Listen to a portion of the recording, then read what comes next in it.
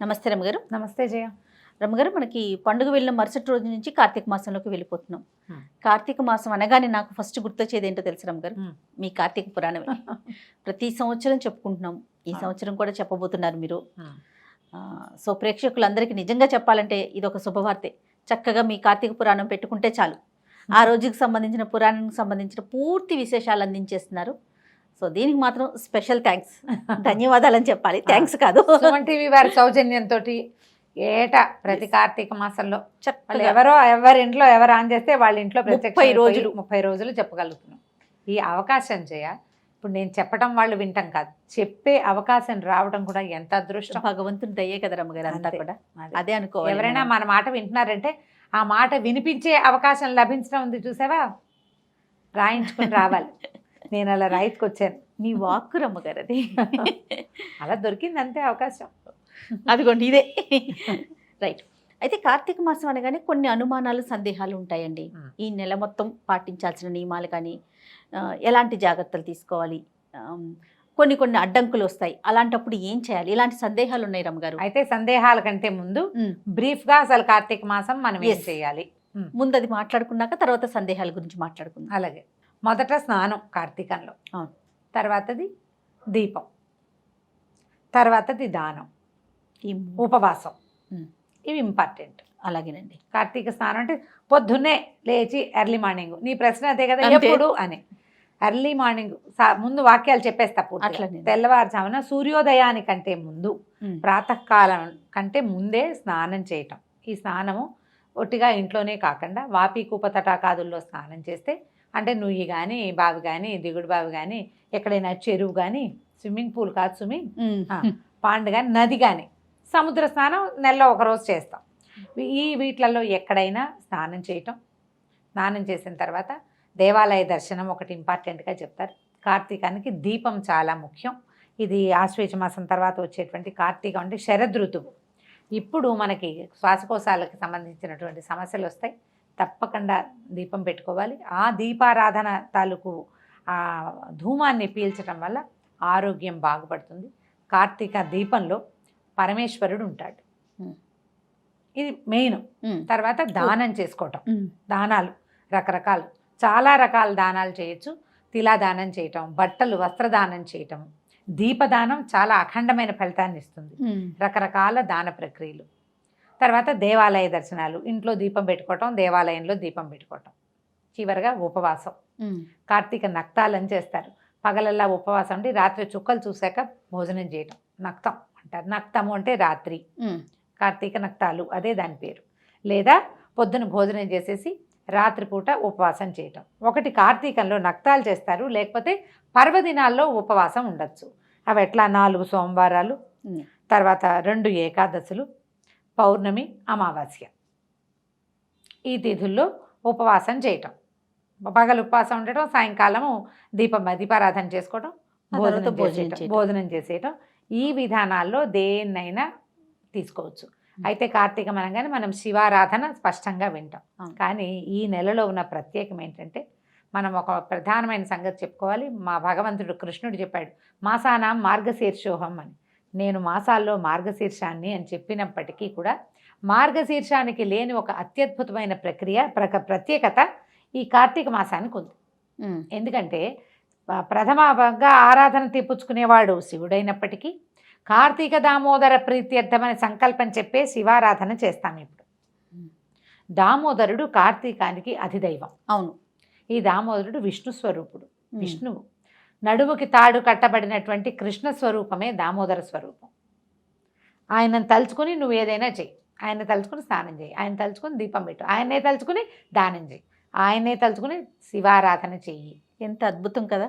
ఏదైనా నేను ఒక్కటే అని మేమిద్దరం ఒకటే కదండి. మేమిద్దరం ఒకటే. శివకేశవుల అభేదాన్ని స్పష్టంగా తెలియచేసేదే ఈ కార్తీక మాసం.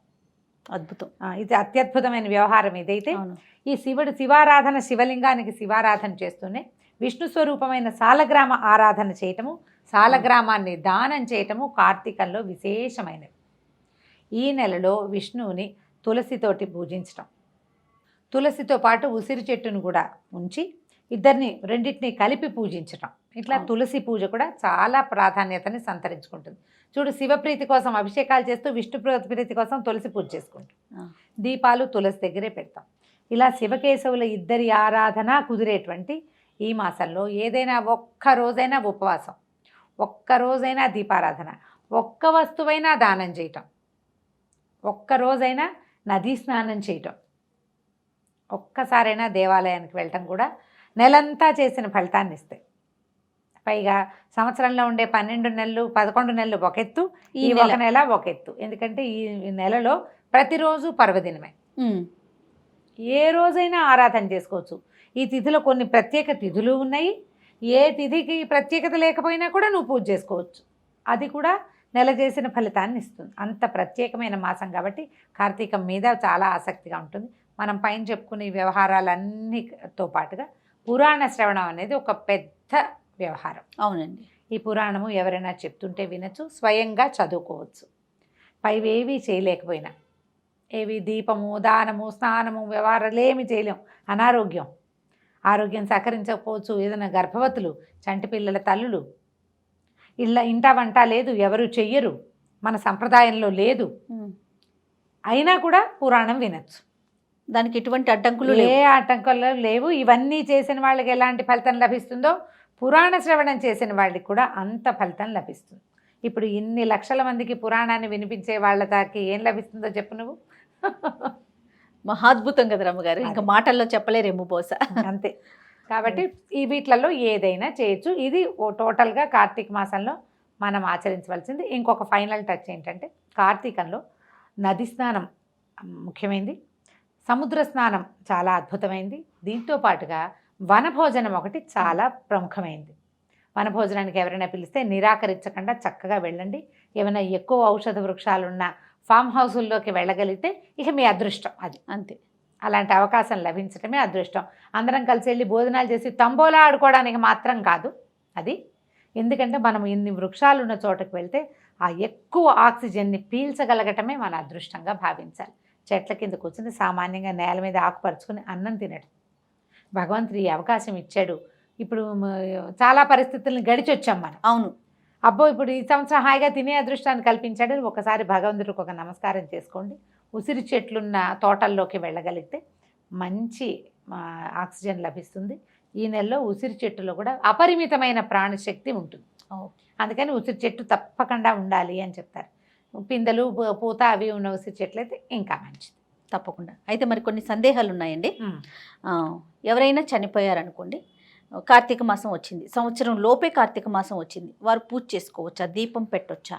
అంటే ఇప్పుడు సంవత్సరీకం లోపల నిత్య దీపారాధన ఎవరైనా చేసుకునేది. మామూలుగా చేసుకుంటాం. ఓకే, చేసుకోవచ్చు, దీపారాధన చేసుకోవచ్చు. ఒకసారి ఎక్కడైనా దేవాలయంలో నిద్ర చేసి తర్వాత దేవాలయ దర్శనానికి వెళ్ళొచ్చు. కాకపోతే పర్వదినాల్లో పూజా విధానాలు చేయరు. సంవత్సరం లోపే దేవాలయ దర్శనానికి వెళ్ళొచ్చు.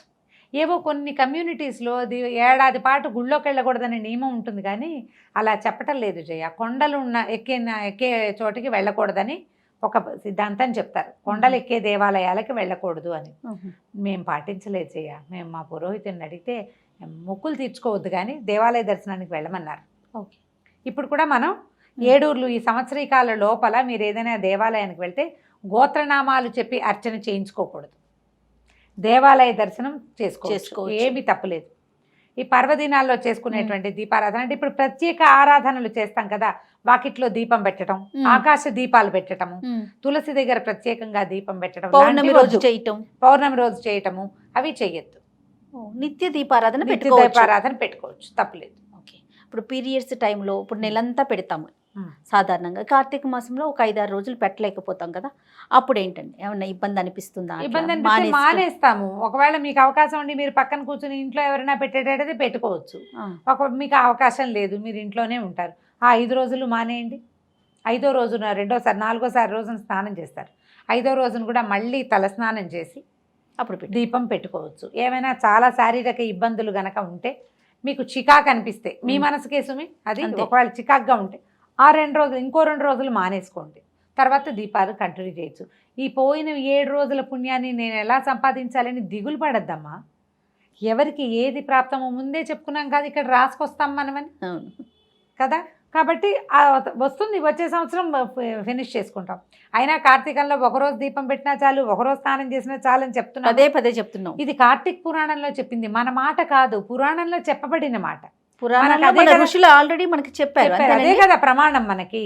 కాబట్టి పోయిన ఈ రోజులు అని దిగులు పడి బాధపడద్దు. కుదిరితే చేసుకోండి, కుదరకపోతే మానేయండి. సత్యనారాయణ వ్రతాలు చేసుకుంటారు, కేదారేశ్వర వ్రతం చేసుకుంటారు కార్తీకంలో, ఏకాదశుల్లో చేసుకోవచ్చు, మీ ఓపిక.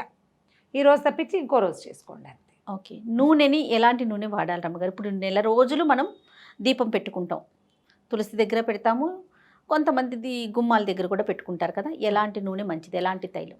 దేవుడి దగ్గర అయితే ఆవు నెయ్యి, లేదా ఆవు నెయ్యి రోజు పెట్టలేము అనుకుంటే పర్వదినాల్లో ఆవు నెయ్యి. వాకిళ్ళల్లో నువ్వుల నూనె. నువ్వుల నూనెలో దీపం నూనె తేవద్దు, అంటే దీపం నూనె అని ప్రత్యేకంగా కనపడుతుంది, అది పూర్తి స్థాయి నువ్వుల నూనెగా మాత్రం భావించబడట్లేదు కాదు. అవును. కాబట్టి మంచి నువ్వుల నూనె, ప్రశస్తమైన నూనె పడుకోండి. ఇళ్ళల్లా పెట్టకండి దీపాలు, ఒక్క దీపమే పెట్టుకోండి తులసి దగ్గర, చాలా లీటర్ నూనె నెలకు వచ్చేస్తుంది మనకి. అవును. చాలా పెడితే బోళ్ళంత నూనె కావాలి, బోళ్ళు ఖరీదు అని బాధగా ఉంటుంది. ఇబ్బందులు ఎవరికైనా ఉంటాయి కదా, ఆర్థికమైన ఇబ్బందులు తప్పవు, ఆలోచిస్తాం. అవును. ఎలాగోలాగా ఏదో ఒకటి పెట్టద్దు. పోనీ ఇన్ని రోజులు పెట్టలేరు, కేవలం పర్వదినాల్లో మాత్రమే పెట్టండి, మంచి నూనెతోటి పెట్టండి. ఆ దీపము దైవానికి చేరుతుంది ఒకటి, దానివల్ల మనకి కొంత ఆరోగ్యానికి, పర్యావరణానికి మేలు జరుగుతుంది. ఈ రెండింటిని గట్టిగా ఆలోచించండి, ఇదే ఇంపార్టెంట్. నెలంతా ఏదో ఒక నూనెతో దీపం పెట్టడం కాదు, పెట్టిన దీపం సజావైనది కావాలి మనకి. ఎందుకంటే ప్రధానంగా ఇప్పుడు తైలే లక్ష్మి జలే గంగా అని చెప్తారు. ఆ జలంలో గంగ ఉంటుంది కాబట్టి స్నానం చేయాలి, తైలంలో లక్ష్మి ఉంటుంది కాబట్టి వెలిగించాలి. తైలము అంటే ఏమిటి? తిలల నుంచి తీసింది, నువ్వుల నూనె. తర్వాత రమ్మగారు, ఇప్పుడు నది స్నానం, సముద్ర స్నానం కూడా చేయాలనుకుంటున్నాం కదా, మరి ఇప్పుడు అవకాశాలు ఉండవు, అప్పుడు ఏంటండి? నది పరివాహక ప్రాంతాల్లో పల్లెటూళ్ళలో ఉండేవాళ్ళు అదృష్టవంతులు. అంతే. పూర్వమట మనకి ఎక్కడ మాఘ పురాణాల్లోనో కార్తీక పురాణాల్లో కూడా చెప్తారు, అట్లా వీళ్ళ ఊరంతా వెళ్ళిపోయి నది ఉన్న ప్రాంతానికి వెళ్ళి అక్కడ నివసిస్తారు. ఈ మాసం అంతా తీర్థానికి వెళ్తారు, ప్రతిరోజు పిల్లల్ని అక్కడికి తీసుకెళ్తారు, దూరం వెళ్ళి పూజ చేసుకుని తిరిగి వస్తారు. అది వేరే పనులు చేయరు, ఈ పని చేసేవాళ్ళట ఇది వరకు. Okay okay. మా వాళ్ళు ఎవరో 2-3 కూడా అట్లాగే చెప్తారు, నదులున్న ఊళ్ళల్లోకి వెళ్ళిపోయి ఉండిపోతాము చేసుకునే వాళ్ళము అని. రోజు నదీ స్నానం కోసం మా అమ్మగారు అట్లా వెళ్ళేవారు, రాజమండ్రి వెళ్ళిపోతుండేవారు స్నానం చేయటం, రోజు గోదావరిలో స్నానం చేయటం కోసం. అవకాశం ఉంటే సరే. ఇప్పుడు బావులు లేవు, నూతులు లేవు, ఉన్నవేమో హ్యాండ్ పంపులు కూడా లేవు. అస్సలు హ్యాండ్ పంప్ ఉన్న అదృష్టవంతులే చేయవాళ్ళు. ఎందుకంటే భూగర్భ జలాలతో స్నానమే ఇప్పటి నియమం. చలి రోజులు కదా, అవును, వేడి నీళ్లు పోసుకుంటే గానీ ప్రాణం ఇదిగా ఉండదు. ఇప్పుడు మనకి ఏమవుతుంది, ఇది ఒక సైంటిఫిక్ రీజన్ ఉందమ్మా, దీని వెనకాల బాగా మనం అర్థం చేసుకోవాల్సింది. ఆశ్వీజ కార్తీకాలు శరదృతువు, దాని ముందున్న వర్షాకాలంలో కూడా అప్పుడప్పుడు సర్రమంటూ ఎండొస్తుంది. అవును. ఇక్కడికి వచ్చేసరికల్లా సూర్యుడు చల్లబడ్డం మొదలు పెడతాడు. ఆశ్వీజంలో కొంచెం పర్వాలేదుగా ఉంటాడు. కార్తీకం వచ్చేసరికల్లా సూర్యుడు తగ్గిపోతాడు, పగళ్ళు చిన్నవి, రాత్రుళ్ళు పెద్దవి. మనకి ఎక్కడి నుంచి వేడి వస్తుంది? వేడి కావాలి కదా, సూర్యుడే కదా మన వేడికి కారణం. ఇప్పుడు మనకి అన్నం అరుగుతోంది, రాత్రిళ్ళు నిద్రపోతున్నాము అంటే సూర్యుడు ఒకడు ఉండబట్టి, లేకపోతే మన వల్ల కాదు. అవును. మనకు ఆరోగ్య సమస్యలు లేవు భారతీయులకి, చాలా తక్కువ. మిగిలిన దేశాలతో పోలిస్తే మనం చాలా బెటర్గా ఉన్నామని. అవును. మనకి ప్రధానమైన కారణం సూర్యుడు సమతుల్యంగా ఉండటం వల్ల. ఎప్పుడు సూర్యుడు సమతుల్యంగా ఉండలేడో అప్పుడు అగ్ని ఆరాధన చేయమంటారు. అగ్ని ఎక్కడుంటాడు? మనం వెలిగించే దీపాల్లోనూ, భూగర్భ జలాలలోనూ. జలంలో అగ్ని ఉంటుంది. ఇప్పుడు ఎట్లా ఉంటుంది? మామూలుగా పైకి చూస్తే ముట్టుకుంటే అమ్మో అని చలేస్తుంది, దిగాక చలేదు. అవును. నీళ్ళ లోపల భూ సంబంధమైన జలాలలో అగ్ని ఉంటాడు. ఆ వెచ్చదనం కనుక మనకు ఒంటికి అలవాటైందా, మీరు చూడండి ఓవర్ హెడ్ ట్యాంక్లో నీళ్లు చల్లగా ఉంటాయి, అదే అప్పుడు బోర్ వేయించుకున్నాం అనుకో వెచ్చగా వస్తాయి నీళ్ళు. అవకాశం ఉన్న వాళ్ళు బోర్ వాటర్ తోటి స్నానం చేయండి.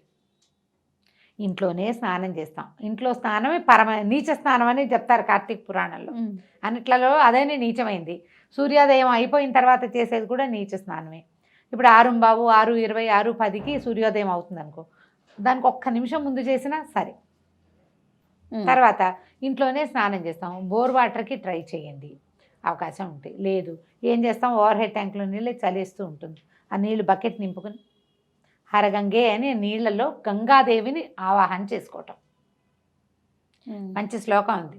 గంగే చేమునై చైవ గోదావరి సరస్వతి నర్మదే సింధు కావేరి జలేస్మిన్ సన్నిధిం కురు అని. గంగే చ యమునే చైవ గోదావరి సరస్వతి, గంగా యమున గోదావరి సరస్వతి, నర్మదా సింధు కావేరి. కావేరీ నది స్నానం అత్యంత ప్రసిద్ధమైనది, చాలా ప్రత్యేకమైనది అనిగా కార్తీక పురాణంలో చెప్తారు. కావేరి మంచిది. చేయగలుగుతామో లేదు, అందుకని ఆ నదులన్నింటినీ ఇక్కడే సన్నిధిగా చేయనైనా అని ఓ దండం పెట్టుకోవటం. ఆ నీటిని హరగంగే అని చెంబుతో ఎత్తి నెత్తి మీద పోసుకోవడం అంతే. ఇంట్లో చేసినా మరి ఇలాగే చేయాలి. అందుకని నెలలో ఒక్కరోజైనా నదీ స్నానానికి ట్రై చేయండి తప్పకుండా. దానికోసం పల్లెటూళ్ళకి వాటికి వీటికి నదీ పరివాహక ప్రాంతాలకి మన ఫ్రెండ్స్ చుట్టాలు అక్కయ్యలో మామయ్యలో ఉంటే ఓ మాట వెళ్ళి ఒక్కసారైనా నదీ స్నానం తెల్లవారుజామునే సూర్యోదయానికి ముందే చేసేసి దగ్గరలో ఉన్న శివాలయంలో దర్శనం చేసుకుంటే కార్తీక ఫలితం అమోఘంగా లభిస్తుంది.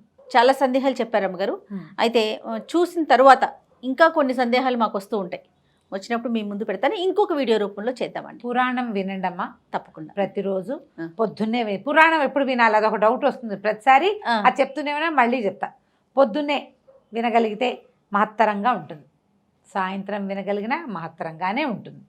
పడుకునే లోపల పురాణం వినండి. కార్తీక పురాణం వింటే విశేషమైన ఫలితం లభిస్తుంది. మీరు ఏమీ చెయ్యలేకపోయినా కూడా అంత ఏమీ దిగులు పడక్కర్లేదు. ఇది విన్నా కూడా అలాంటి ఫలితం లభిస్తుందని పురాణంలోనే చెప్పారు. తప్పకుండా. కాబట్టి పూజ చేసుకున్నాకో చేయకుండానో పొద్దున్నే చేద్దామా సాయంత్రం చేద్దామా, పొద్దున్న దీపం పెట్టలేము సాయంకాలం పెట్టచ్చు, సాయంకాలం అయినా పెట్టండి. పెట్టడం ముఖ్యం ముఖ్యం అంతే. రైట్ అమ్మ. నమస్తే. నమస్తే.